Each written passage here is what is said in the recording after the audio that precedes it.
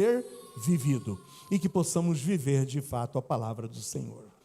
Irmãos, hoje entraremos em Atos 2 e hoje percorreremos os 47 versículos de Atos 2. Para isso eu dividi o capítulo 2 em 3 divisões, em 3 blocos. E para ficar mais fácil você se lembrar, nós falaremos de 3 aspectos do capítulo 2 com 3 palavras que começam com a letra E. Nós veremos os eventos que ocorreram no capítulo 2, principalmente em uma festa que se chamava a festa de Pentecostes. Então, dos versículos 1 a 13, veremos os eventos. Depois percorreremos dos versículos 14 a 36 e veremos os esclarecimentos. Porque em cima dos eventos surgiram dúvidas. Alguns questionaram, uns ficaram perplexos, outros duvidaram, e foi necessário que Pedro se levantasse e trouxesse esclarecimentos. Então veremos os eventos, os esclarecimentos, e depois dos esclarecimentos que Pedro deu, nós terminaremos o livro dos versículos 37 a 47, vendo os efeitos desse evento e dos esclarecimentos de Pedro. Então isso trouxe efeitos que foram visíveis e sentidos na igreja de Jesus Cristo. Para que eu não fale por mim mesmo, vamos orar mais uma vez? Vamos encomendar esse tempo nas mãos do Senhor.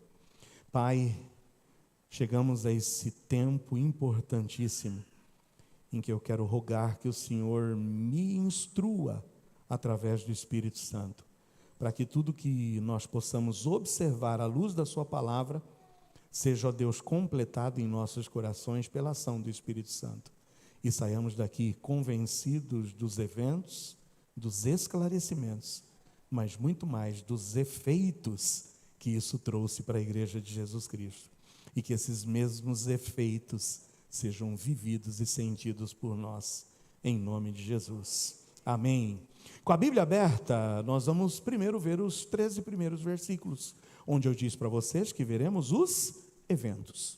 Os eventos ocorrem em uma festa chamada Festa de Pentecostes. Veja o que diz o versículo 1 do capítulo 2 do livro de Atos. E cumprindo-se o dia de Pentecostes, estavam todos concordemente no mesmo lugar.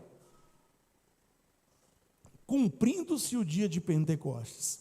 A primeira pergunta que nós devemos fazer é: o que é o Pentecostes? Ou o que era essa festa? O que era esse dia de Pentecostes?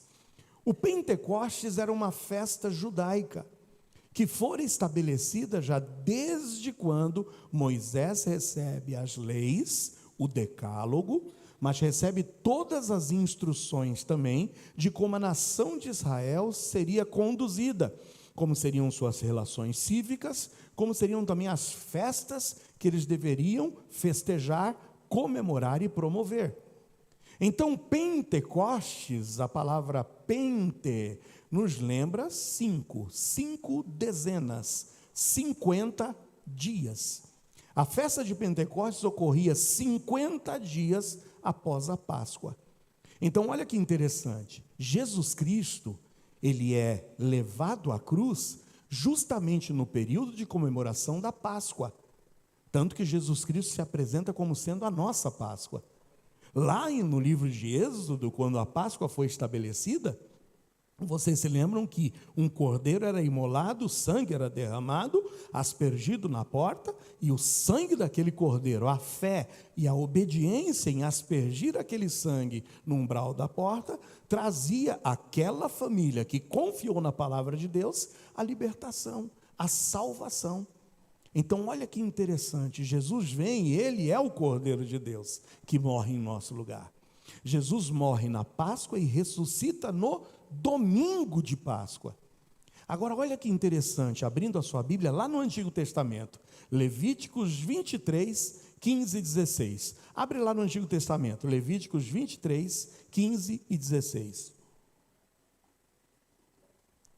Tem a instrução que é passada a Moisés. Diz assim no versículo 15 de Levíticos 23: depois para vós contareis desde o dia seguinte ao sábado. O dia seguinte ao sábado é que dia? Domingo. Opa, tem um acordado. O dia seguinte, após o sábado, é domingo. Ontem foi sábado, hoje é domingo. Então está aqui dizendo: vós contareis desde o dia seguinte ao sábado, desde o dia em que trouxerdes o molho da oferta movida, 7 semanas inteiras serão. Quantos dias tem uma semana? E quanto seria então 7 semanas inteiras? Quantos dias? 49. Então o que acontece? Sábado de Páscoa, dia seguinte, domingo, conte 49 dias. Os 49 dias dariam aonde? O versículo 16 está nos esclarecendo. Até o dia seguinte, ao 7º sábado, contareis 50 dias, então oferecereis nova oferta de alimentos ao Senhor. Então, 50 dias vem a partir do dia seguinte, a partir do domingo. Então, nós vamos ter os 49 dias, as 7 semanas, caindo justamente num outro domingo. Olha que lindo, irmãos. Cristo ressuscita em que dia da semana? Ah, vocês não têm certeza. Cristo ressuscita em que dia da semana? E o Pentecostes ocorre em que dia da semana? Domingo. Isso já é, irmãos, para nós um encaminhamento de que na história da igreja, nessa nova era, o dia importantíssimo para todos nós não é mais o sábado, mas é o domingo. Os 2 grandes eventos, irmãos, para a história da igreja ocorrem no domingo: a ressurreição de Cristo e o dia de Pentecostes. Era uma festa, era chamada a festa das primícias ou a festa das colheitas. O povo trazia oferta, e oferta das suas colheitas mesmo. As primícias, os primeiros frutos colhidos eram trazidos nessa festa. Então marca isso, a importância do domingo. Então o capítulo começa num dia de domingo. E o que ocorre nesse dia de domingo? Todos estavam concordemente, e concordemente no mesmo lugar. Que lugar era esse? É justamente o lugar que nós vimos no capítulo 1. Lembra? Jesus Cristo ascende aos céus, Jesus Cristo é tomado nos céus, e vem então a palavra de esperança. Esse mesmo Cristo que foi tomado aqui nos céus e que vocês viram subir, ele voltará. Por isso estejam reunidos, aguardando as próximas instruções, aguardando até que do alto sejais revestidos do poder do Espírito Santo. Então nós terminamos o capítulo 1, quando a gente vê que todos estavam concordemente orando. Maria, as outras mulheres e os 11 orando.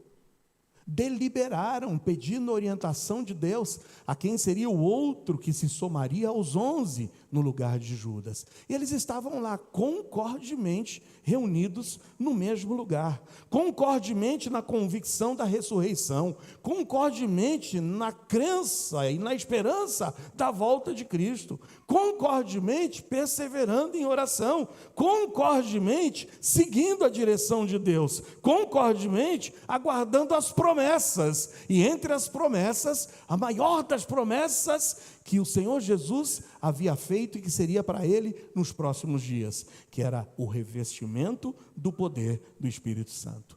E foi exatamente no domingo, na celebração da festa de Pentecostes, quando Jerusalém estava cheia de judeus de várias nações, que ocorreu o cumprimento da promessa. Então, só a título de curiosidade, Jesus morre no domingo da Páscoa. A Bíblia nos diz que Jesus é visto, e está no capítulo 1, nós estudamos a semana passada, ele é visto por várias pessoas, ele se apresenta ressurreto a muitas pessoas, se reúne com os seus discípulos, e fica claro no capítulo 1, que ele aparece por um período de 40 dias. Ele sobe, deixa a promessa, e fala para eles: aguardem concordemente, fiquem aí aguardando, que a promessa será cumprida. Então, se Jesus esteve com eles 40 dias, por quantos dias eles ficaram orando e esperando a promessa? Se o Pentecostes ocorre 50 dias depois da Páscoa, Jesus ficou por 40 dias com eles, quantos dias eles permaneceram aguardando a promessa? 10 dias. No 10º dia, justamente no dia da festa de Pentecostes, quando todos estavam concordemente reunidos, aguardando a promessa, vem então nos versículos 2 a 4, o cumprimento da promessa. Veja o que diz os versículos 2 a 4 do capítulo 2. E de repente veio do céu um som, como de um vento veemente e impetuoso, e encheu toda a casa em que estavam assentados. E foram vistas por eles línguas repartidas como que de fogo, as quais pousaram sobre cada um deles. E todos foram cheios do Espírito Santo, e começaram a falar noutras línguas, conforme o Espírito lhes concedia que falassem. Nós estamos olhando no comecinho do capítulo 2 os eventos. Aqui nós temos o cumprimento da promessa. E algumas coisas são necessárias trazermos à luz. Veja que não é que veio um vento, não é que veio fogo, mas aqui eles estão dizendo como que, parecido como. Para que vocês tenham uma ideia, eu vou usar algumas figuras de linguagem. Veio do céu um som. E para vocês terem uma ideia de como era esse som, era um som como de um vento veemente e impetuoso. Imagina um barulho de um som que veio naquele lugar. Aquele barulho, uau, chamou a atenção. Mas aqui nos diz que esse barulho encheu toda a casa em que estavam assentados. E foram vistas por ele línguas repartidas. Imagina que naquela visão sobrenatural surgiram como línguas. Língua mesmo. E essas línguas estavam ali e eram vistas como se elas estivessem pegando fogo. Como se fossem esses lingotes de fogo. Você já jogou um álcool no fogo, que sobe aquele lingote de fogo? Então eles começaram a perceber, estão tentando descrever esses eventos.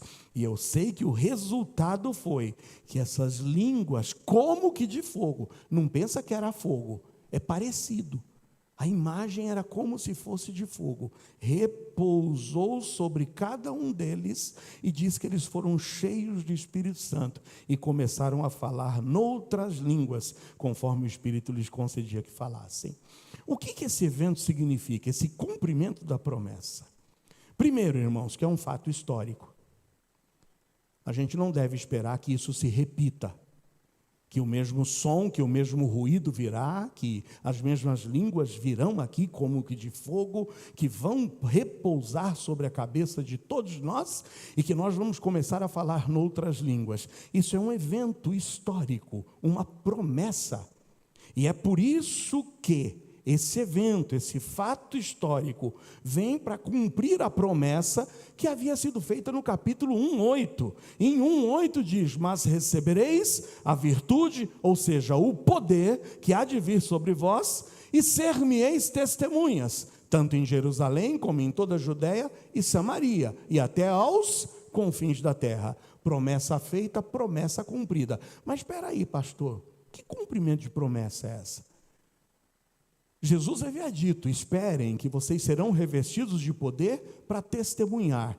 E por que foi necessário esse evento dessa forma, com as pessoas recebendo o Espírito Santo, esse poder, e falando noutras línguas? É aí que vem o testemunho público do que aconteceu. Por que razão eles falaram em línguas? E, irmãos, em nome de Jesus, se você fizer uma leitura, mas fizer uma leitura serena e honesta, entenda o que aconteceu nesse dia a partir do versículo de número 4. Todos foram cheios do Espírito Santo e começaram a falar noutras línguas, conforme o Espírito lhes concedia que falassem. O Espírito veio sobre os discípulos de uma maneira poderosa, evidenciado por esse som, como que de vento, com essas línguas como de fogo, e os capacitou a falar em outras línguas. O que seriam essas línguas? Ou a xalahiba, fanlalá. Que línguas? O que é? Idiomas. Idiomas. Faça uma leitura honesta comigo. Veja o que diz a partir do versículo 5. Em Jerusalém estavam habitando judeus, homens religiosos de todas as nações que estão debaixo do céu. E quando aquele som ocorreu, ajuntou-se uma multidão. Talvez você pergunte, por que foi necessário o barulho? Chamou a atenção. O que está acontecendo? Povo curioso. Esse dia eu estava vendo um meme numa rua lá em Manaus, que aconteceu um acidente. Eu não sei se vocês viram esse meme, mas tinha uma vilinha, uma casa azul. O povo até fala, quantas pessoas moram nessa casa azul? Porque quando há a colisão dos dois carros, irmãos, o que sai gente de dentro daquele portão da casa azul, que você fica pensando, meu Deus do céu, foi pelo menos 23 pessoas que saíram lá de dentro. Aí o que acontece? O barulho chamou a atenção e todo mundo foi ver o acidente. O vento, o barulho do vento chamou a atenção e veio todo mundo. Se aproximou para ver o que estava acontecendo. E está aqui em Jerusalém, estavam habitando de todas as nações que estão debaixo do céu, 6. E quando aquele som ocorreu, ajuntou-se uma multidão e estava confusa. Por quê? Porque cada um os ouvia falar na sua própria língua. Irmãos, o que é língua aqui? Idioma. Continua fazendo a leitura honesta comigo. Todos pasmavam e se maravilhavam, dizendo uns aos outros, pois que não são galileus todos esses homens que estão falando? Como, pois, os ouvimos cada um na nossa própria língua em que somos nascidos? Partos, medos, elamitas, os que habitam na Mesopotâmia, Judéia, Capadócia, Ponto, Ásia, Frígia, Panfilha, já deu 10. Egito, partes da Líbia junto a Cirene, forasteiros romanos, tanto judeus como prosélitos, cretenses e árabes. Deu pelo menos 15 línguas diferentes aqui. E todos eles estavam estupefatos, impressionados. E no versículo 11 diz, todos nós temos ouvido em nossas próprias línguas falar das grandezas de Deus. Ah, meus irmãos, lembra, a promessa foi feita, Atos 1:8, vocês vão receber poder, e esse poder virá do Espírito Santo de Deus, para que vocês possam ser o quê? Testemunhas. Em que lugares? Tanto em Jerusalém, como em Judéia, como em Samaria, e até aos confins da terra. Ah, irmãos, a minha pergunta para vocês é, qual seria a maior dificuldade que nós poderíamos ter para poder propagar a mensagem do Evangelho, para poder pregar? Porque está dizendo, vocês vão ser testemunhas até os confins da terra. Se Deus chegasse hoje para Xande e falasse, Xande, você tem que pregar o Evangelho lá na Suíça. Ia ser difícil, não ia? Porque Xande não sabe falar o quê? A língua da Suíça. E como é que ele vai pregar o Evangelho? Ah, mas Deus disse para Samuel, Samuel, eu quero você ir no pregar na França.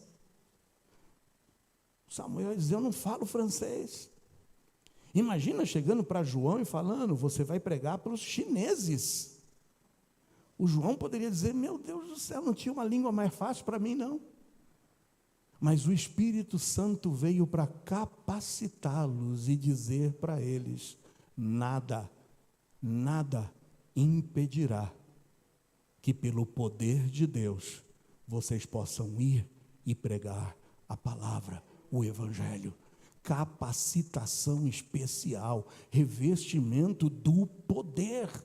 Eles tinham que se espalhar, e isso é para já, é para hoje. Não é para amanhã, não é para você ir para uma escola de idiomas hoje e aprender o idioma para daqui a, quem sabe, 1 ano, 2 anos você ir. A tarefa era urgente. E Deus os capacitou de uma forma miraculosa a que eles pudessem pregar e falar numa língua que nunca eles tinham estudado. Isso se chama poder de Deus, amém ou não? Ai, irmãos, Deus os capacitou. E as reações foram diversas. Diante desses eventos, as reações foram diversas, porque no versículo 12 diz que todos se maravilhavam, estavam perplexos, dizendo uns para os outros: o que quer isso dizer? Como que eles estão conseguindo? Como é que eu estou vendo Pedro falando em árabe? Como é que eu estou vendo o Tiago? O Tiago está ali falando em cretense. Mas está lá, olha, Bartolomeu. Uau, Bartolomeu está falando na língua do Oriente. Como pode? Estavam pasmos, sem ter uma explicação. Mas no versículo 13, outros zombando diziam: estão cheios de quê? De mosto. Sabe o que é isso? Está tudo bêbado ali. É tudo conversa de bêbado. Quer dizer, eles conseguem, ao invés de enxergar um ato miraculoso e sobrenatural, como feito de bebida. Irmãos, essas reações diversas nós encontramos até hoje. A palavra de Deus é pregada, uns creem, outros duvidam. O evangelho é anunciado, uns abraçam, outros rejeitam. Você talvez entrou aqui essa noite e tantas vezes já ouviu o evangelho de Jesus Cristo e tem rejeitado. E isso é uma constante. Veja, voltando para o evangelho de Mateus, veja como isso é uma constante. Sempre a palavra de Deus trará reações diversas.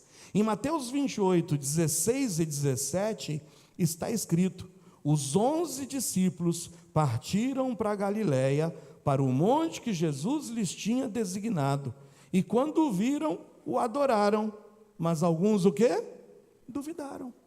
É assim, meus amados. Quando as pessoas não querem abrir o seu coração, duvidarão, encontrarão diversas desculpas, dirão que a palavra da cruz é loucura, e de fato Paulo já tinha dito isso, a palavra da cruz é loucura para os que perecem, mas para nós é poder de Deus, para a salvação de todo aquele que crê, amém? Então, olhando para esse começo, nós vemos os eventos. Nos primeiros 13 versículos tem os eventos do dia de Pentecostes. Primeiro, o Pentecostes foi o cumprimento da promessa. O Espírito de fato veio. Esse cumprimento da promessa foi um testemunho público do cumprimento. Não ficou dúvidas de que algo sobrenatural aconteceu. Não houve nenhuma dúvida de que Deus havia operado entre eles. Mas isso trouxe reações diversas. E entre as reações diversas são: uns creram e outros duvidaram. De que lado você está? Dos que creem para a vida ou dos que duvidam para a perdição? Então os eventos já estão aqui, já vimos. Só que como teve dúvida, e talvez haja dúvida para você até hoje. Isso ocorre ainda hoje, pastor? Meus amados, aqui nós vimos o cumprimento de uma promessa. Da mesma forma que foi prometida a vinda de Cristo, o nascimento dele. Ele nasceu. E ele nasceu quantas vezes? Uma.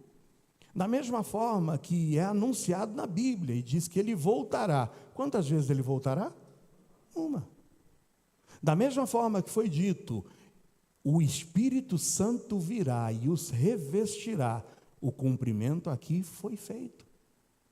E foi necessário Pedro se levantar para dar os devidos esclarecimentos. Para que você não saia daqui dizendo: ô pastor, vamos fazer uma campanha para ver se vem o vento aqui também? Para ver se vem as línguas aqui também? Eu estava gastando dinheiro num curso de inglês aí, quem sabe, né? Eu já sou capacitado a falar inglês desse jeito. Então é necessário Pedro se levantar. E eu vou dizer para vocês, com todo o respeito às pessoas, qualquer coisa que você vê sendo pregado diferente de que essas línguas eram idiomas, é pegar o texto bíblico e torcê-lo. Não é nenhum tipo de barulho que ninguém compreenda. Não é nenhum tipo de língua inventada, gutural, e que você possa aprender se eu te ensinar. Esse evento ocorreu de forma pública, o cumprimento foi visto, e qualquer coisa que alguém te disser que é fora de idioma, é distorcer o texto bíblico. Mais claro do que isso, seria só eu ler 2 vezes esse mesmo texto. Continuamos então para ver o esclarecimento de Pedro. O esclarecimento está dos versículos 14 a 36. Diante da confusão e até da zombaria, Pedro se levanta e faz um discurso poderoso, explicando o significado do Pentecostes. Então, primeiro nós vimos os eventos, e entre os eventos, o cumprimento da promessa, o testemunho público do cumprimento e as reações diversas. Vem agora o esclarecimento. E o esclarecimento, o primeiro ponto que Pedro vai esclarecer, é dizer que o que eles estavam vendo e ouvindo era o cumprimento da profecia de Joel, não desse que vos fala, do profeta Joel. Veja o que diz dos versículos 14 a 21, Pedro explicando o cumprimento da profecia.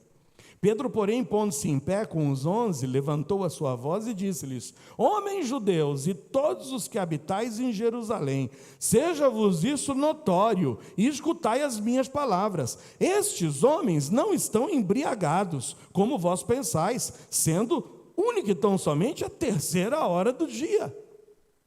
Gente, era cerca de 9 horas da manhã. Eles não estão embriagados. É de manhãzinha. Mas isso é o que foi dito pelo profeta Joel. Não é incrível ver essa ousadia de Pedro? Eu vi um certo pensamento que diz assim: Pedro, que antes negou Jesus, agora transformado pelo Espírito Santo, se torna um pregador ousado do Evangelho. Não é tremendo ver a ação do Espírito Santo direto na vida de Pedro? Porque Pedro é aquele que tinha negado a Jesus, Pedro é aquele que tinha fugido, Pedro é aquele que tinha praguejado contra as pessoas que estavam o identificando como sendo um seguidor de Cristo. Esse mesmo Pedro agora, com ousadia, se levanta, e se levanta pelo poder do Espírito, para trazer esclarecimentos.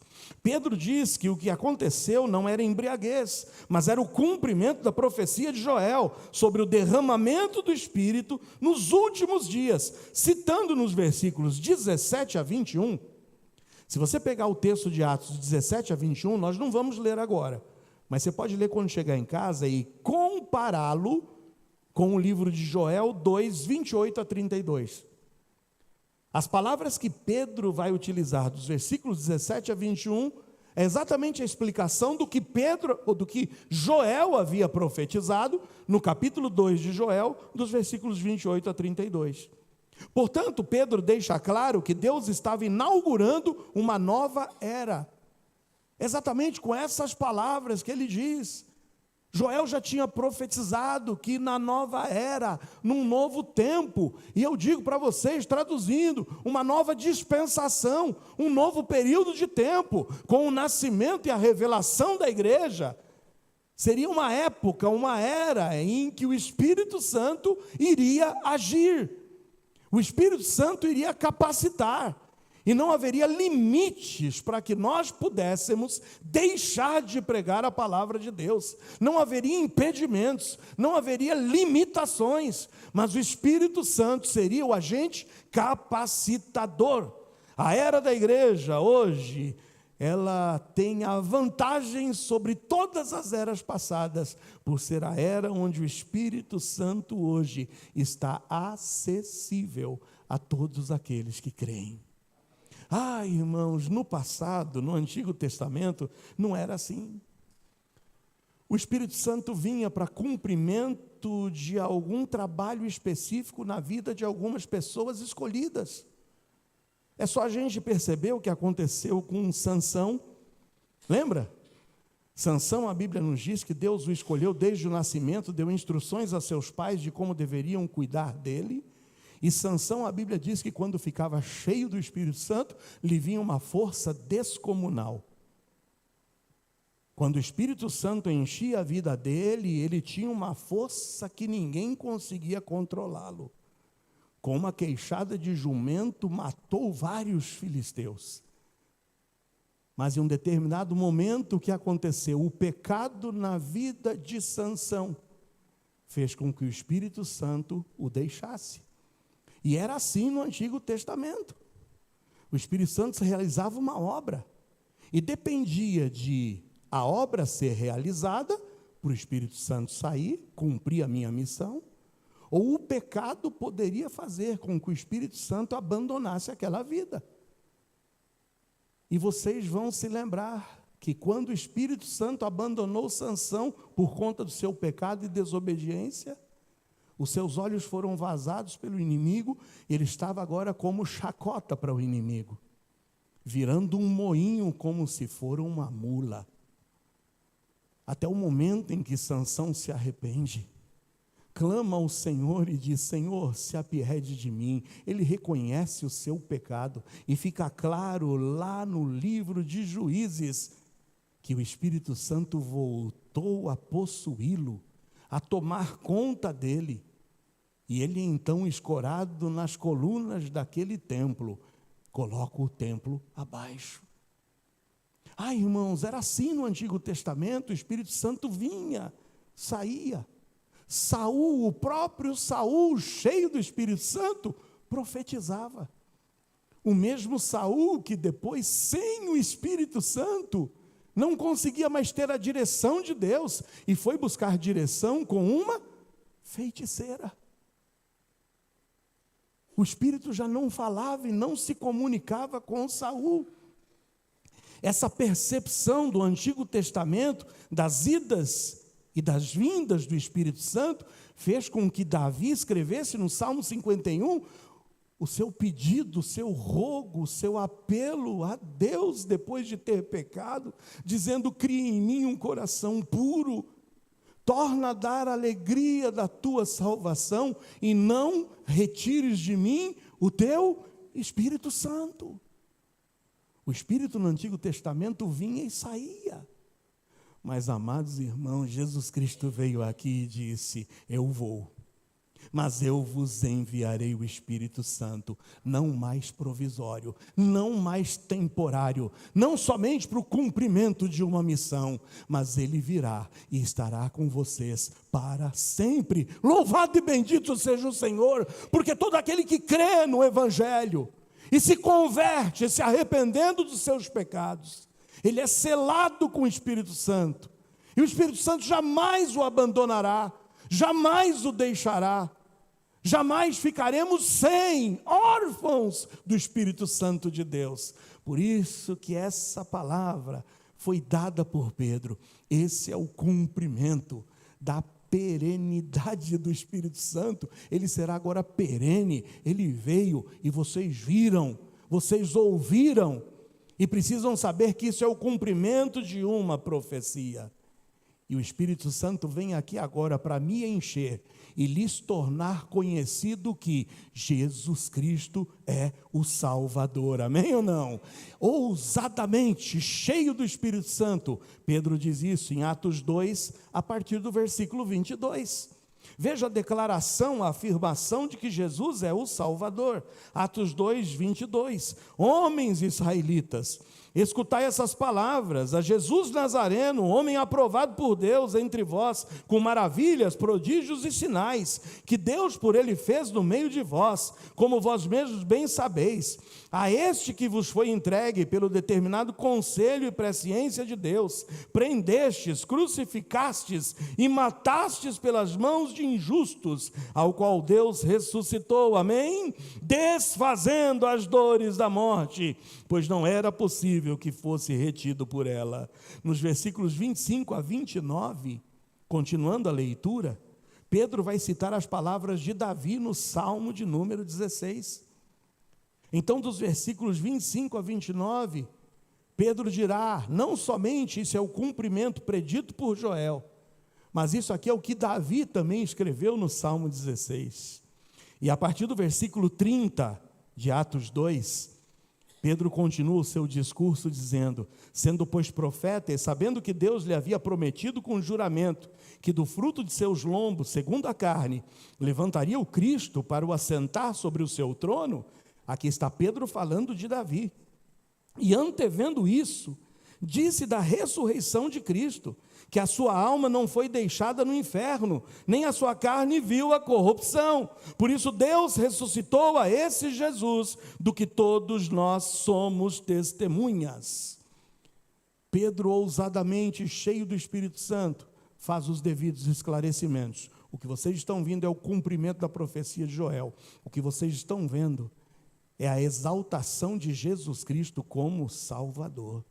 Vocês o crucificaram, vocês o rejeitaram, mas Deus o confirmou como sendo o Salvador. Irmãos, mais uma vez a ressurreição sendo exaltada, porque a ressurreição é a pedra angular do Evangelho. Lembra do que falamos a semana passada? É o próprio Paulo quem disse: Cristo não ressuscitou dos mortos, toda a nossa fé é vã. E por último, nesses esclarecimentos, Pedro declara que Jesus Cristo é o Senhor. E isso está nos versículos 33 a 36 de Atos 2. De sorte que, exaltado pela destra de Deus, e tendo recebido do Pai a promessa do Espírito Santo, derramou isso que vós agora vedes e ouvis. Porque Davi não subiu aos céus, mas ele próprio diz: disse o Senhor ao meu Senhor, assenta-te à minha direita. Ou seja, não é Davi falando do céu, porque Davi estava na terra, escrevendo esse salmo. Então Davi estava profetizando acerca de Jesus mesmo. Então veja no versículo 36, saiba, pois, com certeza toda a casa de Israel, que a esse Jesus, a quem vós crucificastes, Deus o fez, e o fez o quê? Senhor e Cristo. Pedro declara que Jesus foi exaltado à direita de Deus, e enviou o Espírito Santo, derramando sobre os seus discípulos.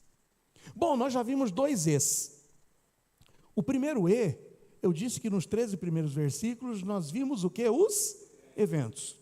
E os eventos é o cumprimento da promessa, através do derramamento do Espírito Santo, o testemunho público do cumprimento, com todos os apóstolos e todos que ali estavam reunidos, falando em idiomas compreensíveis e audíveis, e as reações diversas que esse evento trouxe. Uns creram e outros duvidaram. Foi necessário Pedro se levantar, e o segundo E é Pedro trazendo os esclarecimentos. E quais foram os esclarecimentos de Pedro? Olha, o que vocês estão vendo é o cumprimento da profecia de Joel. O que vocês estão vendo é a exaltação e a afirmação de que Jesus Cristo, a quem vocês crucificaram, Ele é o Salvador. Mas é também a declaração, através disso, do cumprimento da profecia e do fato de que eu estou declarando para vocês que Jesus Cristo não somente é o Salvador, mas Ele é o Senhor. Após os devidos esclarecimentos, vêm os efeitos. E quais são os efeitos do Pentecostes? Versículos 37 a 47. O sermão de Pedro trouxe grande impacto, levando muitos à conversão e ao nascimento da igreja primitiva, a revelação da igreja primitiva. A igreja já tinha sido fundada por Jesus, já tinha deixado todas as instruções, mas no dia de Pentecostes tem essa revelação. É o debut da igreja. É quando todos observam e veem, de fato, um movimento novo está aqui nascendo. Então, dos versículos 37 a 41, o primeiro efeito do Pentecostes é a conversão dos ouvintes. Isso é tratado nos versículos 37 a 41. Veja, ouvindo eles isto, compungiram-se em seu coração e perguntaram a Pedro e aos demais apóstolos: que faremos, homens e irmãos? E disse-lhes Pedro: arrependei-vos. Amém ou não? Irmãos, não tem evangelho sem arrependimento.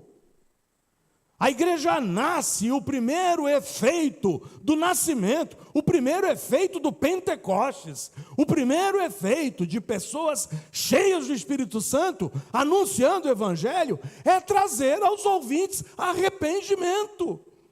O dia que o pecado deixar de ser pregado, nós estamos exterminando, estamos dando fim ao Evangelho.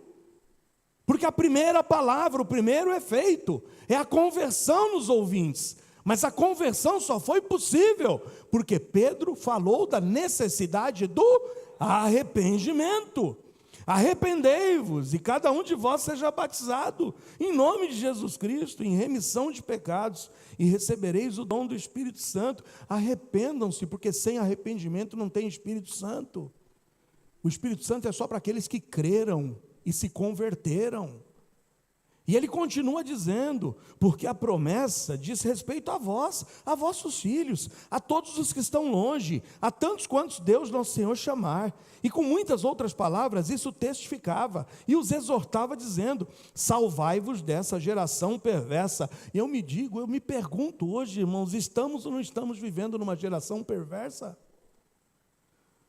Oh, meus irmãos, ontem saí com sida e eu falei, meu Deus, o inferno parece que abriu as suas portas, irmãos. O que mais a gente vê na rua hoje são as práticas homossexuais a céu aberto. A corrupção generalizada, as drogas, a violência, a maldade. O inferno está aí atuando, a geração é perversa.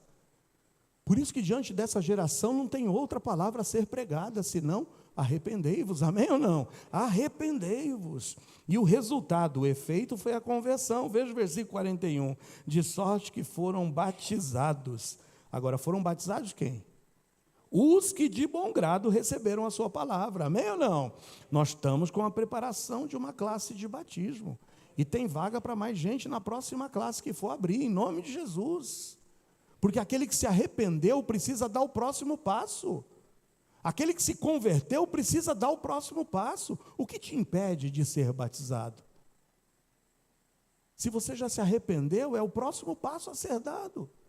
E esse foi o primeiro efeito, a conversão dos ouvintes. O verdadeiro arrependimento envolve uma mudança de coração que leva a uma mudança de vida, amém ou não? Mudança de coração que leva a mudança de vida. E essa mudança de vida que a gente vê a partir do versículo 42 a 46. Porque não somente o primeiro efeito foi a conversão, mas o segundo efeito foi que esses convertidos começaram uma prática cristã. E qual é a prática cristã da igreja? Que é aqui narrada por Lucas, dos versículos 42 a 46. Olha o resultado, a consequência natural. Tem salvo aqui em Jesus Cristo, amém ou não? Você se arrependeu dos seus pecados? Se converteu ao Senhor Jesus? Esse é o resultado que o Espírito Santo traz, mudança de vida, prática cristã. E olha o que faz parte da prática cristã, dos versículos 42 a 46. E perseveravam. Opa! A gente não persevera para ser salvo, mas a gente persevera porque a gente é salvo. Os salvos perseverarão, amém ou não? Os fracos ficam pelo caminho, mas os salvos perseveram. E aqui diz que perseveravam na doutrina dos apóstolos, mas perseveravam na comunhão. Os fracos abandonam. Os salvos e convertidos perseveram, não só na doutrina, mas na comunhão, mas também no partir do pão. Nas práticas, sim, de caridade, de generosidade, de graça, mas na comunhão ao redor da mesa do Senhor, na celebração da ceia. Mas também perseveravam nas orações. Isso é prática cristã, efeito do poder do Espírito Santo em nossas vidas. Mas no 43 diz, em toda a alma havia o quê? Temor. Quanta gente não tem temor a Deus hoje em dia, irmãos? Fazem o que fazem, não temem a Deus, zombam de Deus. Mas nós, que somos da luz, respeitamos a Deus, amém ou não? Temos zelo por Ele.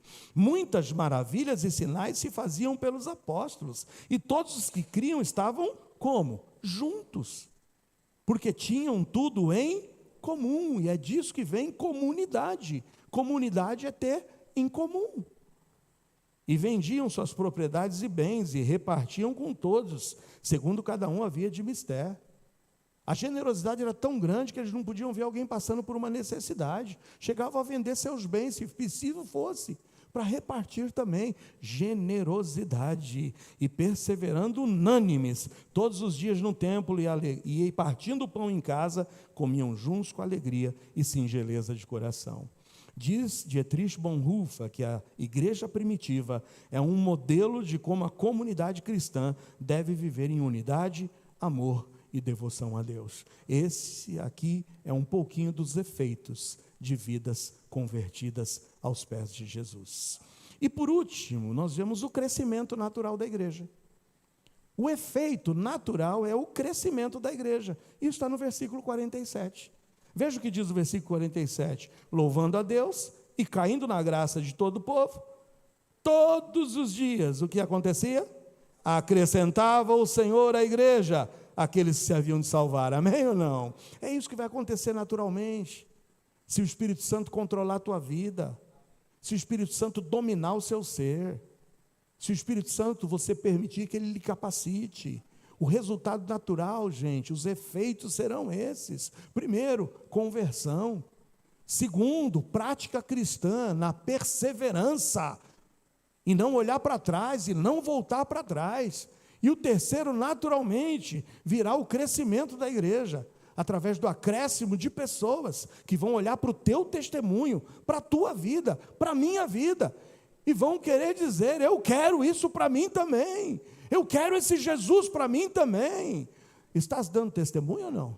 Está vivendo uma vida que realmente abale e prove de forma audível e visível que o Espírito Santo desceu sobre você?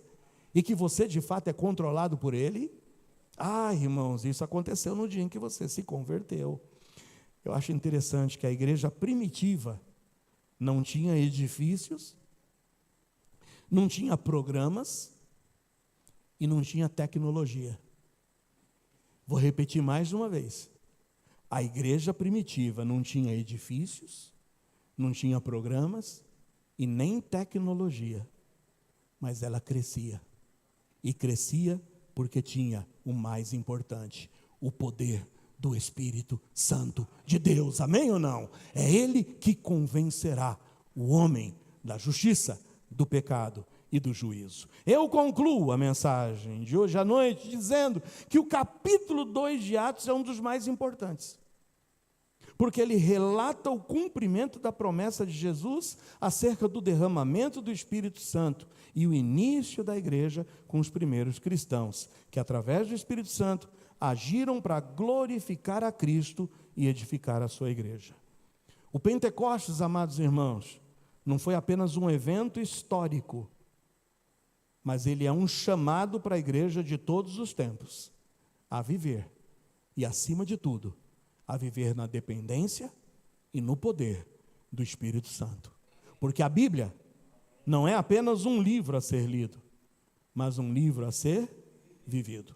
Hoje vimos os eventos, o cumprimento das promessas, o testemunho público do cumprimento e as reações diversas. A necessidade de Pedro se levantar e trazer o esclarecimento. E o esclarecimento foi dizer: isso que vocês estão vendo é o cumprimento da profecia. Isso é a afirmação de que Jesus é o Salvador. E isso é a declaração de que Ele é o Senhor. E os efeitos do Pentecostes foram a conversão dos ouvintes, a prática cristã da igreja, o testemunho público daqueles que foram revestidos por esse poder e, naturalmente, o crescimento que Deus trouxe à igreja. Sem prédios, sem tecnologia, sem nenhum programa especial, mas única e tão somente pelo poder do Espírito Santo de Deus. Usa-nos, Senhor, e que possamos ver a cada dia, entrando por essas portas, aqueles que o Senhor trará a salvação. Fecha seus olhos. Em nome de Jesus, esse poder é nosso.